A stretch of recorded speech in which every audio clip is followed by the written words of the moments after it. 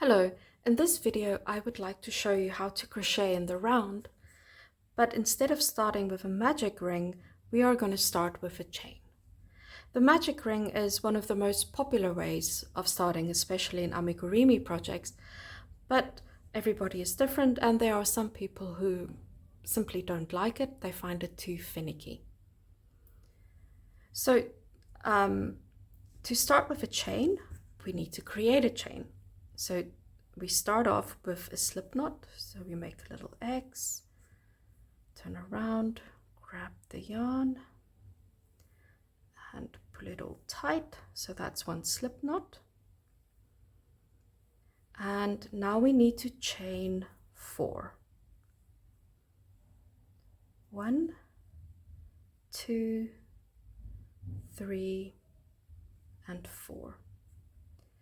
So this we're going to take this little chain of 4 and we're going to turn it into a ring by inserting our hook into the first chain like so, grabbing the yarn and then pulling it through the loop to make a slip stitch. And then we are ready to start with our first row. Now we need to start by making a single chain again because we're making single crochets, but this chain does not count as a stitch. So most of the time if we're working in the round, we start with 6 stitches. So we insert the hook not into the chains but into this ring space. We grab the yarn and we pull through so that we have 2 loops. We grab the yarn again and we pull through both loops to create a single crochet. Now what's really important is that while we're doing this, that we work over our tail. We're going to use the tail in the end to help pull the ring closed. So this is rather important. So we've created 1 single crochet. Now we need to do 5 more. So 1, 2, remember to do it over your tail, 3,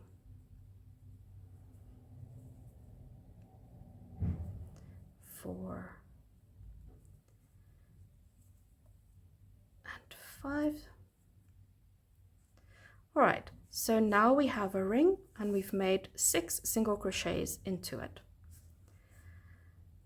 And now we're ready, before we start the second row, you can see that there is a tiny little, or actually it's quite a big little gap here in our ring space. So to pull that close, we can use the tail to pull, and now you can see it's getting nice and close. There we go. So that's why it is important to crochet over your tail while you're making the starting stitches, otherwise you won't be able to close the ring. All right, to make the second row, if you're making a round shape like this, you increase each row with 6 stitches. So if we start it with 6, it means the next row will need 6 plus 6 more, which is 12.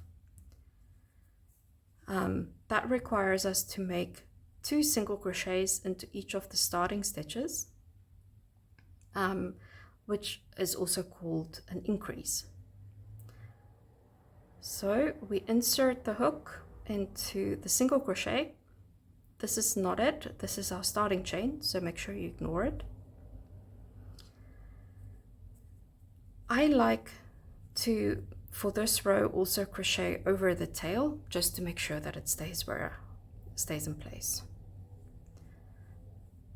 So that's 1 single crochet and a second one, so we've made 1 increase,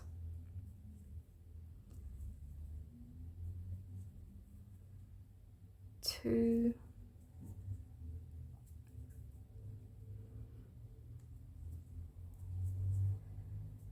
3,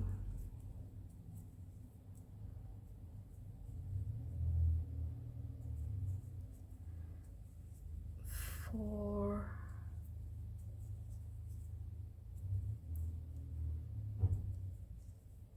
5,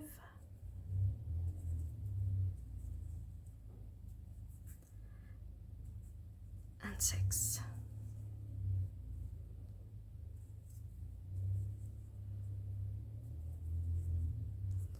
All right, so that's 1, 2, 3, 4, 5, 6, 7, 8, 9, 10, 11, 12 stitches.